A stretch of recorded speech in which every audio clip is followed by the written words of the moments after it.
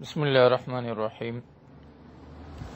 ہمارے ایک محترم دوست نے یہ آڈیو بھیجی مجھے، جس میں مسح الخفین کے متعلق ایک مسئلہ بیان کیا گیا۔ بیان کرنے والے نے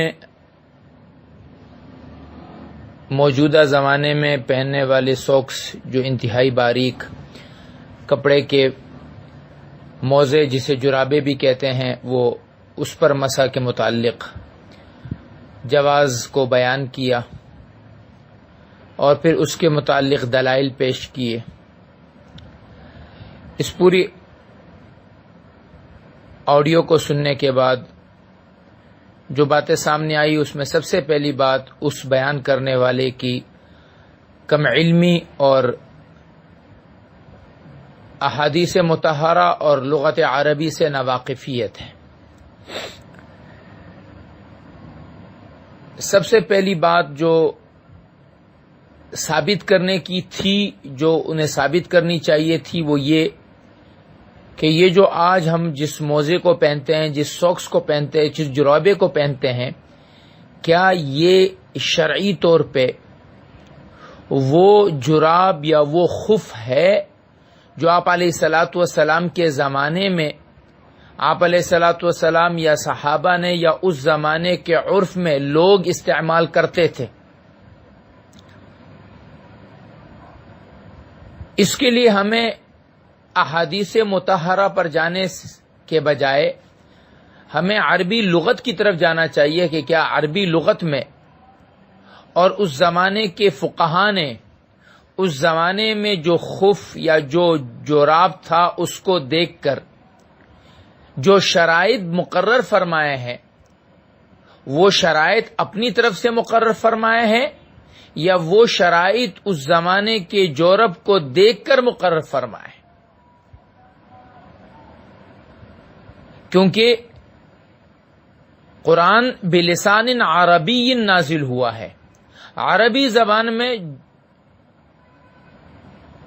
جورب کس کو کہتے ہیں اور خف کا حکم اور خف کا جو تعریف ہے وہ کس پر صادق آتی ہے۔ اللہ رب العزت فقہائے کرام کو، علماء کرام کو اس بات پر جزائے خیر نصیب فرمائے جنہوں نے اپنی زندگی کا مقصد یہ بنایا ہے کہ ہم احادیث مطہرہ میں آنے والے الفاظ کی تحقیق کر کے اس کا جو صحیح مفہوم ہے وہ امت تک پہنچائے۔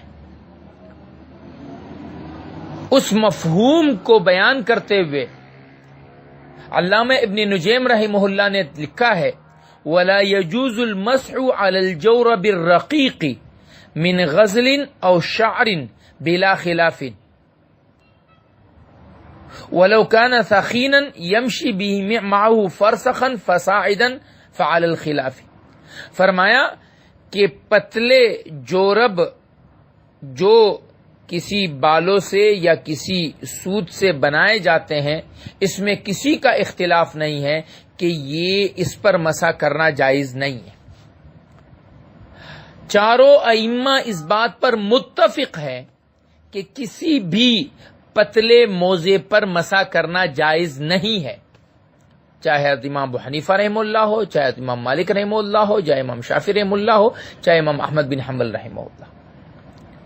اور پھر انہوں نے باقاعدہ اس کے لیے شرائط ذکر فرمائے ہیں، اور اس کی وجہ یہ ہے کہ خف کا لفظ جو ہے، خف جو کہ احادیث میں آتا ہے،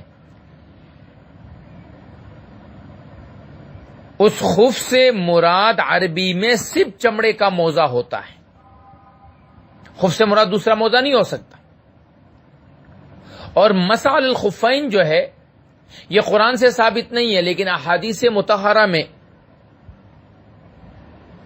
اس کا اتنا ثبوت ہے کہ حسن بصری رحمہ اللہ نے فرمایا کہ ادرکت 70 بدریا من الصحابہ کلہم کانوا یرون المسح علی الخفین، کہ 70 صحابہ، وہ بھی بدری صحابہ، مسح الخفین کو جائز قرار دیتے تھے۔ اب خف کیا ہے؟ وہ تو چمڑے کا موزہ ہے۔